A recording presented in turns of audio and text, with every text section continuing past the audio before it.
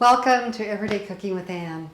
Today we are on a thread with some other Mexican food that I'm going to teach you how to make, and we are going to learn how to make homemade flour tortillas.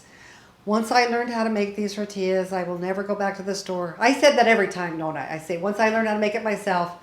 It's so delicious. They are so beautiful and light and fluffy as usual. So let me show you how to make your own flour tortillas, and there is a magic little trick to this. I learned how to do this from an actual Mexican chef who taught us. She actually a chef for Williams Sonoma, and I picked up her recipes and tricks on how to make great salsa and homemade flour tortillas and the homemade refried beans that I'm going to show you how to make too on this thread.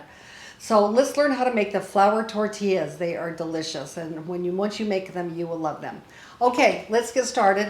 First of all, over here, I've already started heating my pan, but you have to have. I heated my pan up so it would quickly go. But you need 1.5 cups of boiling water.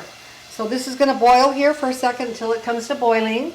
But over here, I have 3 cups of all-purpose flour.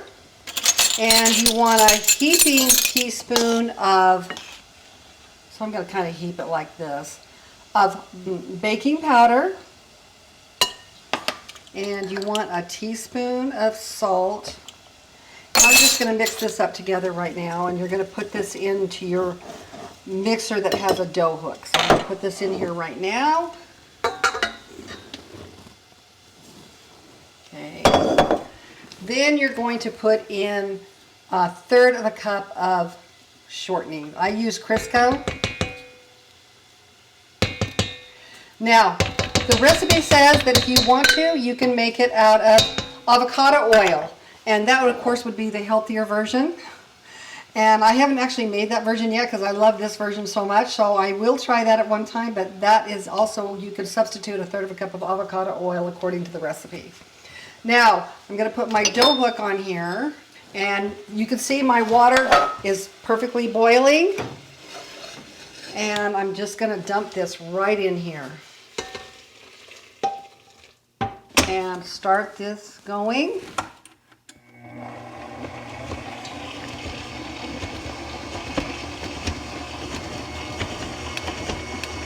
And I'm actually just going to let this go, and I'm going to put my timer on for 10 minutes while it mixes the dough and kneads the dough. So you do need to knead your dough for a flour tortilla. I guess you could do it by hand, but this is the easiest way to do it. So I'm going to turn my timer on for about 9 minutes because this has been going for about a minute. I'm going to turn it down a little bit, just let it mix up. And we'll come back in just a moment and I'll show you what it looks like. Okay, our tortilla dough has been sitting under a plastic wrap for about an hour. And now we're ready to roll them out and actually put them in our cast iron skillet, which I'm heating up right now. So you're going to take one of these little balls. And, first of all, I use my trusty little pastry cloth for so many different things, from pie crust to rolls to everything, and even this. So I'm flouring this up a little bit.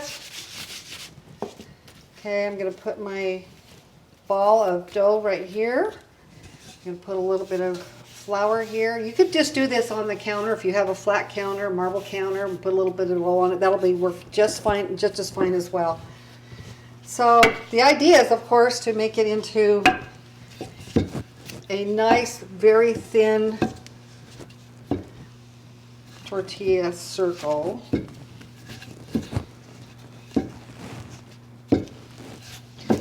One thing about flour tortillas, and I guess if you have a flour tortilla press, it might work just as well. But look how big the tortilla is, and also nice and thin and beautiful. One of these little things are. Okay? Okay, I'm going to take this. I'm going to put it at about medium high right now. I always use a cast iron skillet because you don't need to use any oil. You don't need to use anything else. It's nice and warm right now. So as I roll one out, I throw this in.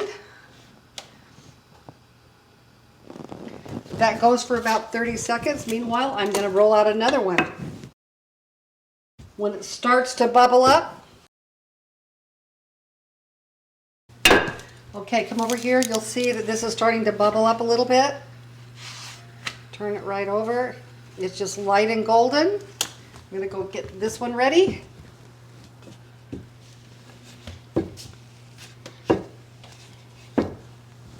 Like you see, it's not perfectly round. If you're picky, you can make it right. Okay. This needs to brown just a little bit more. I have this about on medium high. Okay, compared to the tortillas you buy in the store that are kind of thick and just too much, look how beautiful and light this is. I'm actually going to do it just a little bit more on this other side. You want the little brown spots and bubble spots, little char spots. That makes it very authentic too. And you want to make sure the dough is cooked. You can see it's not quite cooked enough right there. I'm going to turn this up a little bit. Okay, that was simple. That's your first flour tortilla. Look how nice and thin the dough is. Okay, and while that one starts cooking, I'll roll out my third one. And as you can see, this recipe with 3 cups of flour will make 16 tortillas. And you can keep them in a Ziploc bag and keep them in the refrigerator. I'm going to be making enchiladas with these, with my own homemade enchilada sauce and filling. And it's going to be just amazing. Okay, it's bubbling up a little bit here.